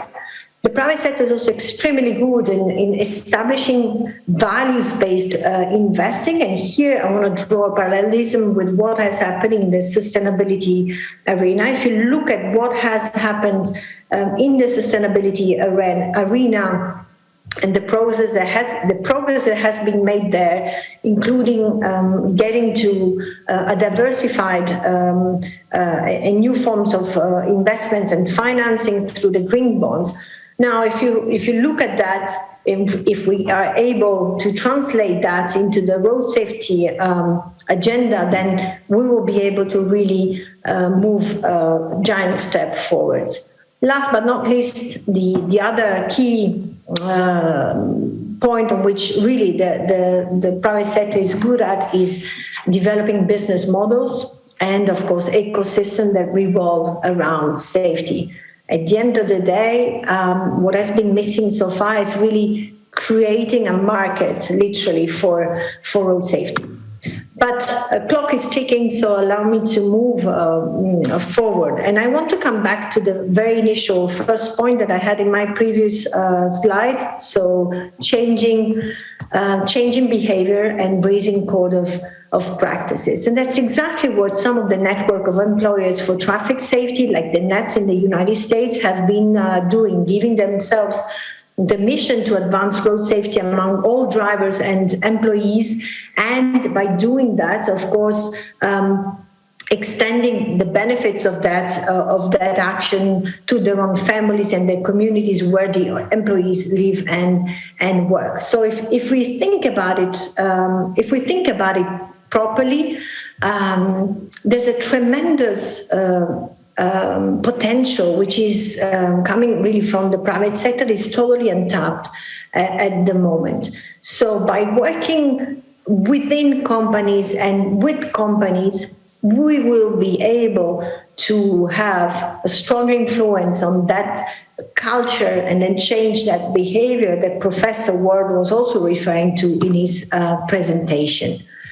Let me move to the next slide. I think there's, yes, I'm in the right slide now. And I want here to refer to some of the work we're doing, IRF is doing with the Total Energies and Total Energies Foundation. We're building up on an extremely successful initiative, which was called the Safe Way, Right Way, which is today an NGO, and you can access a short video through the link that I've provided on this slide. What we're trying to do is really to tap on that potential of private sector by mobilizing private sector, federating a number of key private sector stakeholders to support road safety efforts, and most of it to improve road safety via hands-on, impact-oriented and scalable activities. And a lot of these activities very often revolve around drivers training or employees training, because a lot of the employees are driving very often. Why are we bringing them within a coalition? Because there are lots of benefits that come from a coalition. It's the possibility of learning from each other, so sharing best practices, sharing the cost of some of the activities, avoided application of effort, but most of it being able to have greater impact and greater visibility, so that we are able also to really determine that change that is needed. And on the screen, you see some of the coalitions that already exist, some of them that we are currently launching. In the next couple of weeks, there will be a signature for the launch of a new coalition in Morocco and in Pakistan, and Kazakhstan will follow. So I couldn't fit them all into this screen. As I was mentioning before, the fact of coming together as a coalition brings a lot of value in many different ways. A lot of the action really revolves around creating driving school that allows the different members of the coalition to train their own staff, to train their own truck drivers, but at the same time, very often open up those driving schools to their communities, to others, potential truck drivers, or to the truck drivers within their supply chain. And you understand with that the multiplier effect that this type of initiatives and the impact that they can have. I want to close down this presentation with adding one more layer to what I've just said. So, to the potential of the private sector to contribute and deliver on the road safety agenda. But I want to add the layer here and leave you with some reflection on this by referring to the Women on Wheels program, which is managed and which was launched by Holcim company. There is actually a global shortage of truck drivers, and that is the case. It makes the headlines these days in the United States, but I'm aware that has been the case as well in Japan, and yet only a very small percentage of drivers are female. So here we have a tremendous opportunity to tap into an unused worker pool to resolve a problem of shortage of truck drivers, but also at the same time work in parallel with for the road safety agenda, because female drivers have been proved are up to 4 times safer than their male counterparts. So employing women means fewer crashes, fewer severe accidents, improved running costs, less maintenance. So it's a win-win-win type of approach, and that's those type of approaches actually allow us to really see that interconnection in between the road safety agenda and overall the SDGs agenda, the Sustainable Development Goals, and how road safety contributes and is an enabler to reaching the target set within the SDGs. If you want to learn more about this initiative, which spans different countries around the world, you have the link in the slide. With this, I thank you very much for your attention, and I hope I have been able to bring some more food for thought, and I wish you a good continuation today. Thank you very much. Arigato. Thank you, Susanna. Thank you for connecting the many private companies' involvement to the international activity, and also suggesting different practice for the behavior change. And also, you have already responded to the question from the audience by showing the different attitude to the gender role, so that the more female in the truck driver, less damage and less maintenance costs, not just by reducing the crashes. Thank you, this. And then now we have 4 panelists. We now move on to the second session. I want each panelist to respond to what you think about by listening to the other speakers. In addition, each speaker or each panelist can see the comment from the audience. I'm going to summarize now, but once some of them are related, you can also respond to that. I'll be going one by one. The comment will be something like how to measure the crash as a mitigations, or how that this human violation in the society can be reduced to the social acceptance levels, and what to be the guideline for the traffic accident to do that. Also, there's a few comments written in Japanese. I'm going to translate now. The comment from the victim for the truck accident, telling that it is a great idea to move on to the zero crashes. So in the global goal for the United Nations, we do aim for the good health and the well-being, in addition to the private industry, academics, partnerships. So this global action plan to make the preventable death and the injury to be half, but still aiming for the zero crash will be the great goals. But the news media is still lacking, and people doesn't know about how this will be the problem. So looking for more detailed exercise, how can be reduced. Then finally, safety actions and how each point can be recognized and move ahead. So I'll be going one by one. Let's start from the SOMS. Thank you, and thank you to my fellow speakers for some great talks. I think they were all very much aligned and consistent. And I read through the audience comments. I think it's great to see this level of activity. So I did want to comment on 3 aspects of what we've covered. First, George is right that the way we need to measure and the data we need are complex, but are achievable. And I think that also really comes back to one of the questions about what we can do in Africa. And while I can't speak for Susanna, who can't join us, I can speak for other organisations. And many global organisations, including the World Health Organization, the FAA, the World Bank, and the regional UN are working very hard in Africa and have successfully developed a road safety observatory for the continent with over 40 countries which have joined. And I think that's an incredibly important step towards improving the data and improving the understanding of the extent of the problem in Africa.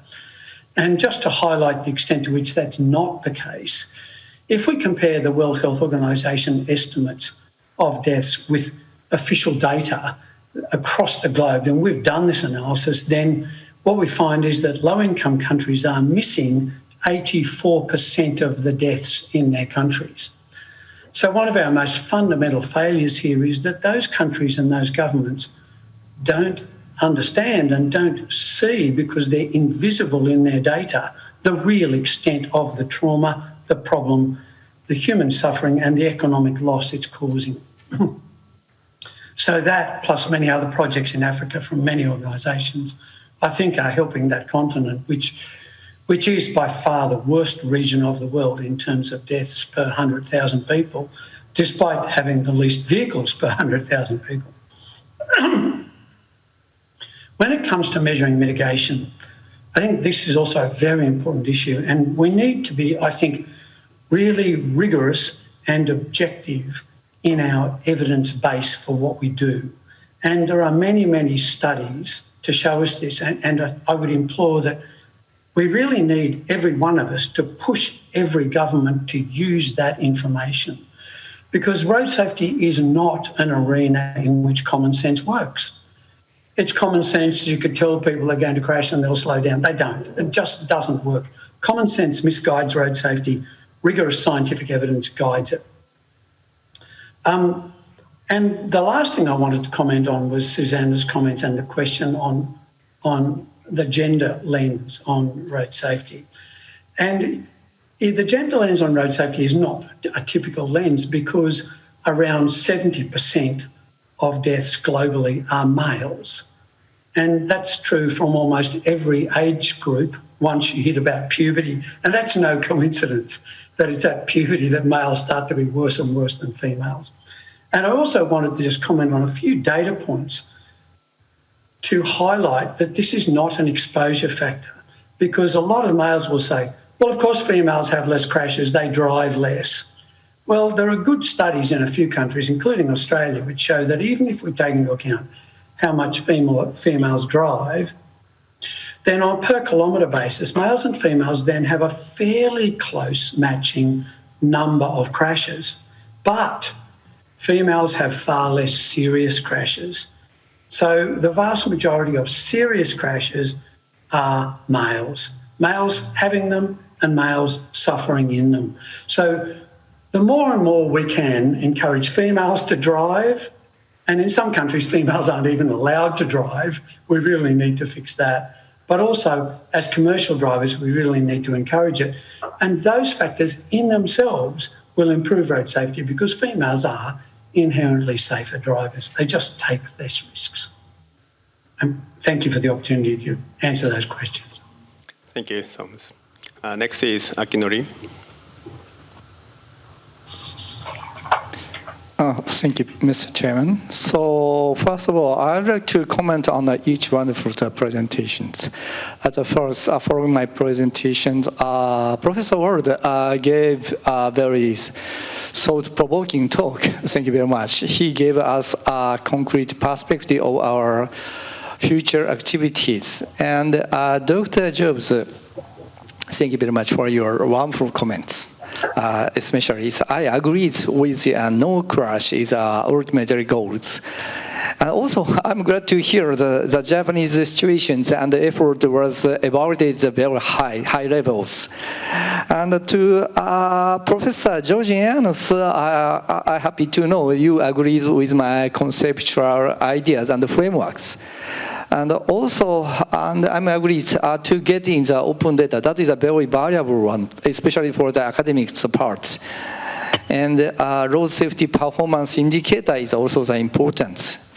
And how can I say, we can monitor the user's behaviors and attitude and beliefs with the international comparison, and so getting some of the collaboration. And for the, unfortunately, I can talk to Ms. Zamataro. They give us a role of the private sectors to reduce the trafficking accident very in details. And the business model, the ecosystems, and the mention about the gender. But anyways, totally, I'm very glad to. I was convinced that we could share the common visions and maybe the process and at this symposium. Anyway, thank you very much. Thank you. Next, Nicholas, can you comment on others? I guess I have a couple things just to point out.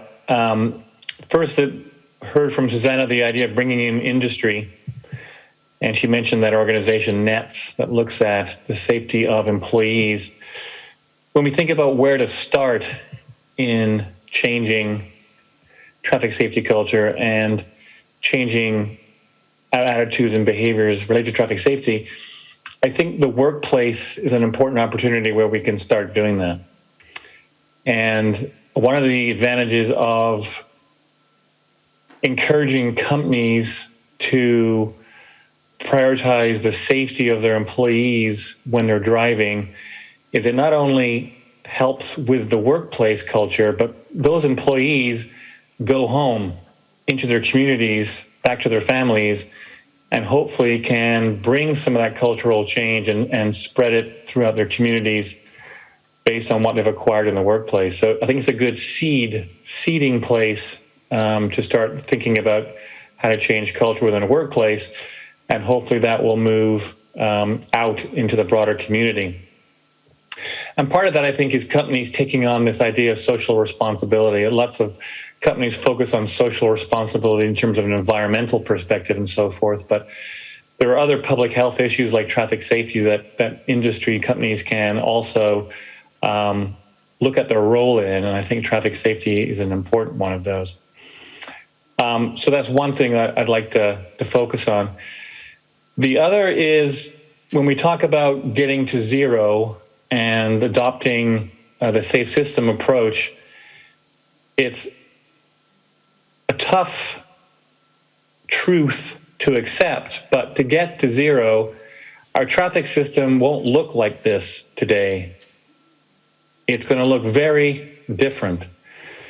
And it will look different in a way that's not necessarily going to be comfortable, in the sense that we're going to have to think very carefully about the trade-off between mobility and safety, for example.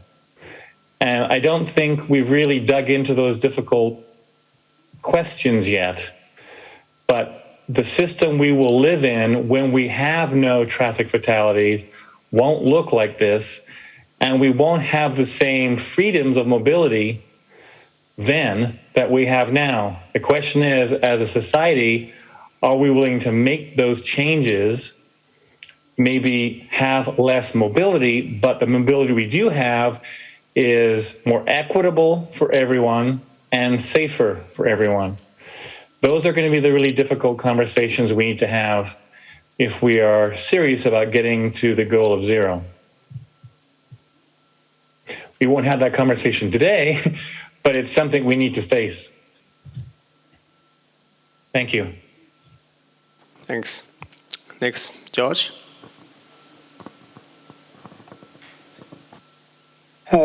Yes, the discussion is very interesting.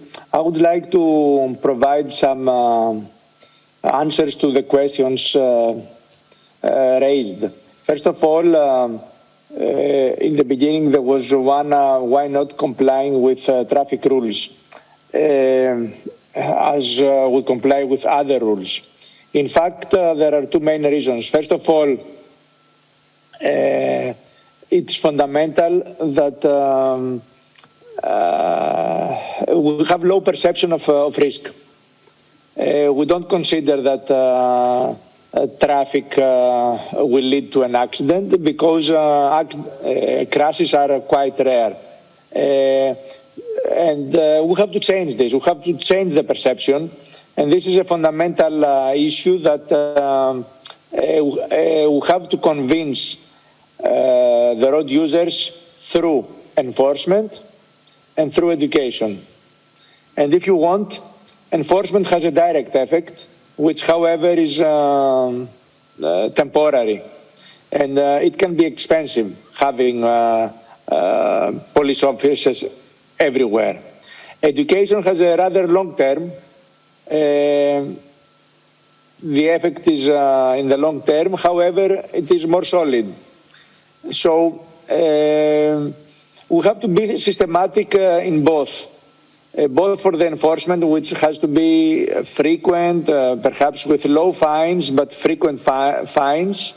And at the same time, we have to go for education, not only for children, but the best education is of the parents, because the young people, children, they do copy from their parents. So the best education policy is to educate and train parents. This is the way to increase perception of risk of the population and lead them to comply to traffic rules. So it is, I repeat what I said in my presentation, which is quite important. If only the authorities put effort at all levels, making better roads, promoting better vehicles, enforcing, training, then this is the best campaign, because they pass the message to the people that road safety, it is a major issue. Road crashes is a major issue. So the more present are the authorities, the better the message and the better the culture is developed to the road users.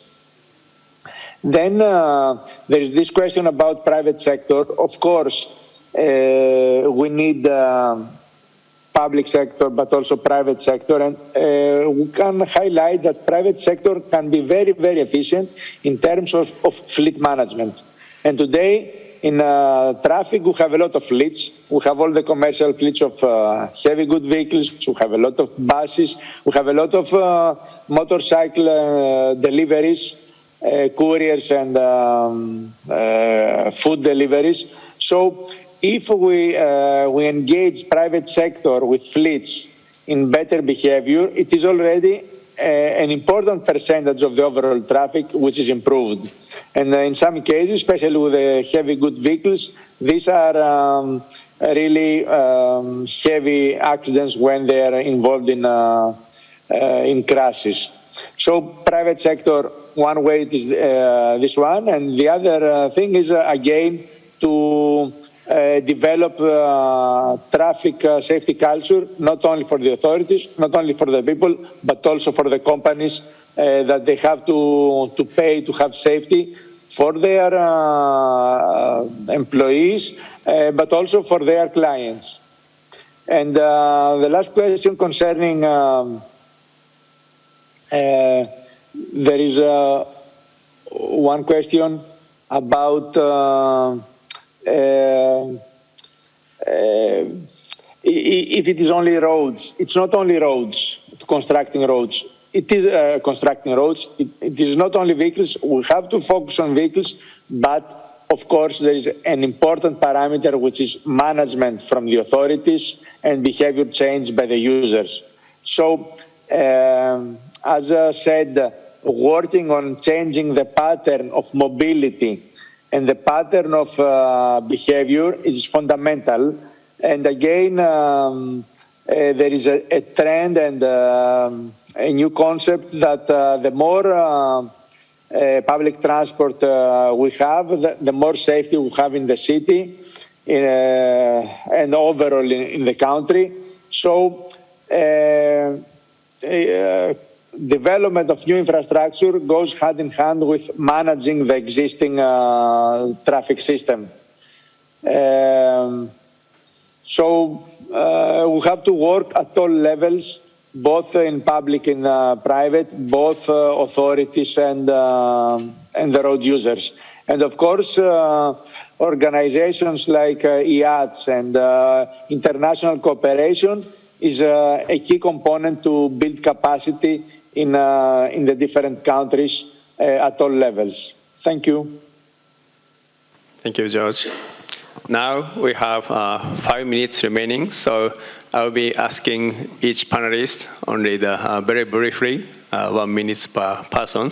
My question is, now we see that the United Nations Global Plan for the Decade of Action for Road Safety 2021 to 2030.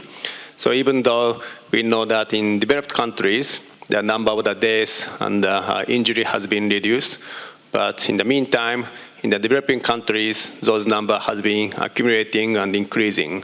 So in total number is not decreasing much. So we have a huge target to make it half, and still in the end, aiming to be the zero. But in the user media, we now see the many global actions such as carbon emission or other United Nations, SDGs, and many new cars coming in. So many other issues, not the safety widespreadly known, but not so much to the total traffic accident issues. So what would you suggest to make it more realistic? I'll be going again one by one. First, Soms.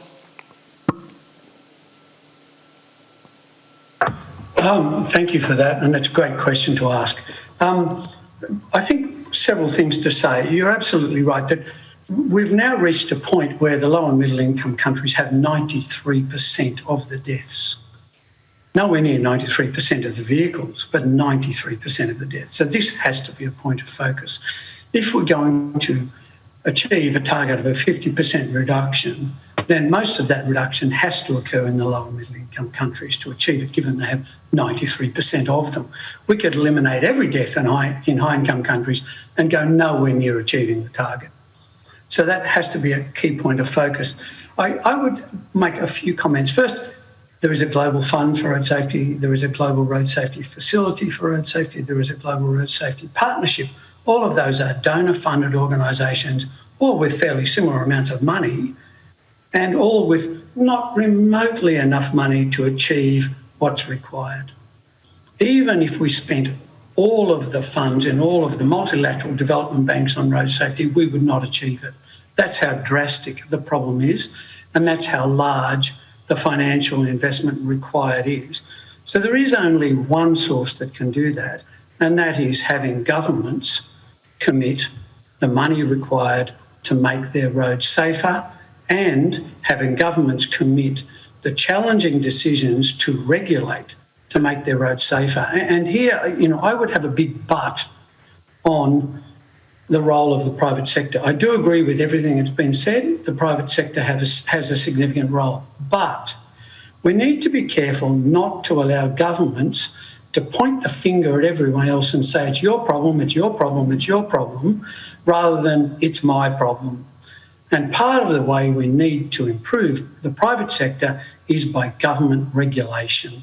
So I think we cannot escape the fundamental role of governments and the fundamental financing role of governments. And finally, it's a good investment. We can actually show that it's a better investment than lots of other ways governments invest their money. There are lots of interventions you can do where $1 put into this road safety intervention will return $10 in savings. So governments need to invest, and we need to educate them that it's actually a good economic investment. Thanks.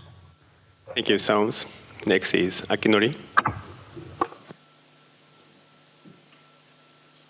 Okay, so thank you very much. And in response to the WHO, the new decades on the actions, I think the direction of the Global Research Alliance on the traffic and safety, its regrets has become very, very curious.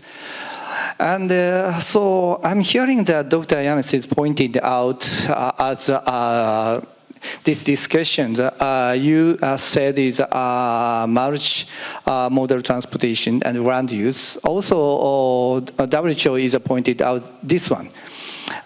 In case of Japan, Japan is one of the safest countries, but focus on the cities. Tokyo is the best in Japan because total transportation. How can I say? So half of the total movement is based on the public transportation and walkings. Very few people ride on the private car.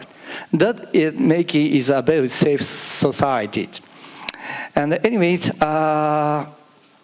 the next 3 years, Global Research Alliance in years will be celebrating its 50th anniversary for the years. And thank you very much for your very useful information. And I think it is important to create a concrete roadmap from now on. Thank you very much. Thank you. Next is Nicolas. I just scribbled a few notes down. I think someone's made a couple of very good points. One is, if we're trying to make these reductions globally, we need to start where the biggest part of the pie is, which are the low middle income countries. At the same time, I think we need to realize that the factors that are driving their fatality rates are different than the factors that are driving the fatality rates in more developed countries. So the solutions in those two worlds are very different. In the former case, they're just growing into a transportation system and having problems because of the underdevelopment of the transportation system. Whereas in the high incomes, we're sort of having a different set of problems, having already had a fully developed transportation system. So in the latter case, the safe system approach might be the best solution. In the former case, as they're developing their transportation system, yes, they need to think about the safe system approach, but there's also some best practices that need to be put into place to avoid some of the same mistakes that we in the higher income countries eventually encountered. The other point I want to pick on that, or support that some said, is governments need to take responsibility and not point to industry. And it's not a scientific suggestion or idea, but I'd like to offer it.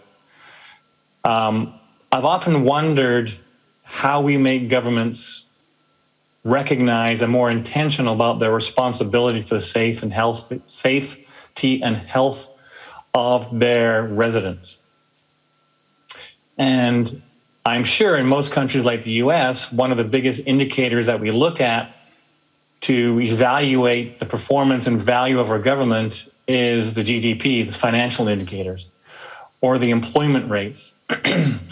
My speculative question is, how do we get governments to be evaluated based on traffic fatality rate? How do we make that a performance indicator for our governments and make them responsible for those rates in their countries while they're in office? Until we actually can point to a performance indicator and assign them responsible for it and have our voting decisions based on that, I think that would be interesting to see how we could see what that might do in terms of changing their commitment to traffic safety within their governments. Thank you. Thank you, Nicolas. Finally, George. Yes, very quickly, I have to say that we don't have good news.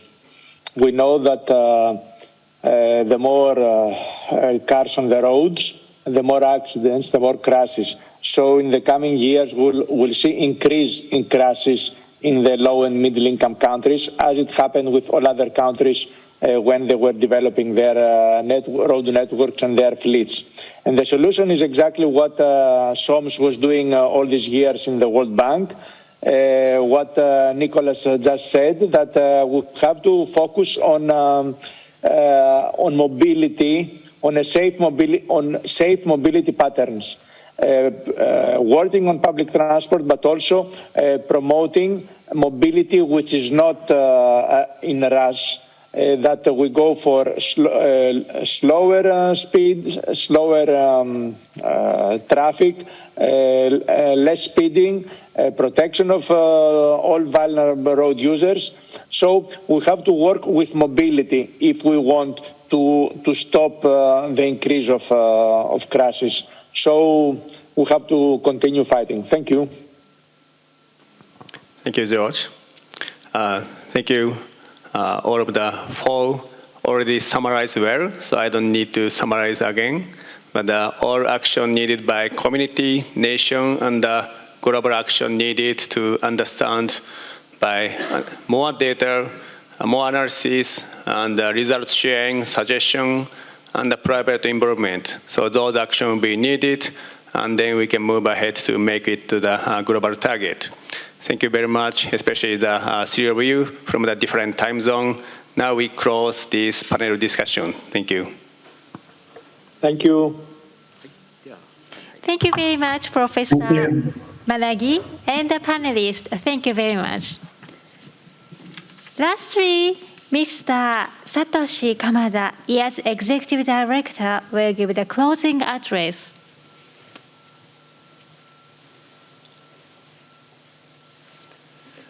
Hello, everyone. I'm Satoshi Kamada, Executive Director of IATSS IATS.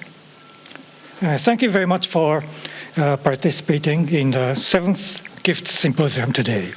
It was held online like last year, and more than 400 people from many countries on various continents have registered for participation. I felt once again the high global interest in traffic safety issues, and I'm grateful for the cooperation of organizations that supported this event. Continuing from last year, this symposium aimed at safe transportation through international collaboration, taking into account the diversity of traffic culture.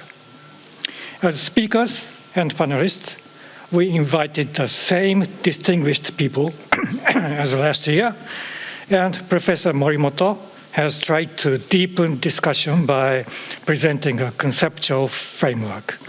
I think very exciting and fruitful discussions were held, which will be helpful in considering how to share the vision, how to determine the process, and how to change or build up culture.